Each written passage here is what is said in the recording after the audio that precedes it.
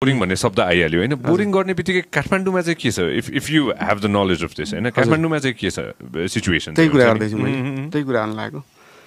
boring गरिन्छ boring गरेको पानी युज गरिन्छ बोरिङ भनेको गाई जस्तो हो होइन गाईको दुध त खाइयो गाईलाई घाँस चाहिँ दिनु पर्दैन त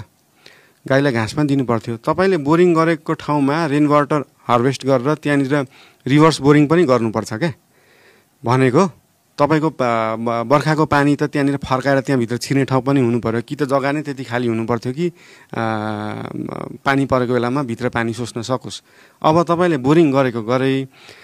2 आनामा पनि घर बनाएको बनाई पुरै छोपेर होइन बाटोहरू सबै पिच गरेको गरे कि त ढुङ्गा छापेको कि पिच गरेको गरे इँटाको बाटै छैन इँटाको बाटो भक्तपुरको इँटाको बाटो चाहिँ यति साइन्टिफिक हो नि त्यो भनेको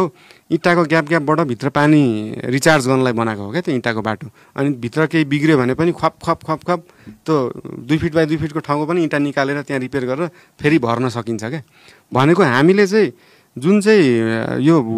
वाटरलाई चाहिँ तपाईँको रेन वाटरलाई चाहिँ सोच्ने ठाउँहरू थियो त्यो सबै चाहिँ भरिदियौँ प्लस त्यहाँ माथिबाट बोरिङ पनि गरे भयौँ क्या भनेपछि त भित्र त खोक्लो हुँदै जान्छ नि त यो त सकिएपछि त तपाईँको काठमाडौँको बाटोहरू भाँसिने कारण यो पनि हो अरूहरू पनि कारण छन् तर यो पनि कारण हो क्या तपाईँको भाँसिँदै जाने भनेको तपाईँको भित्रको एक्युफायरहरू त सकिँदै जाने हो नि त अनि यसलाई त रिचार्ज गर्नुपर्छ नि त रिचार्ज गर्नलाई ठाउँै छैन ओपन ग्राउन्डहरू छैन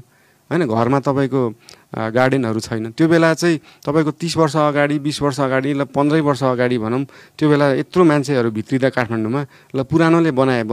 नयाँले बनाउँदाखेरि कम्तीमा 8 आना जग्गामा बनाउनु 4 आनामा चाहिँ घर बनाउनु 4 आना चाहिँ गार्डन राख्नु भनेर भनिदिएको भए त अहिले समस्या हुँदैन थियो नि त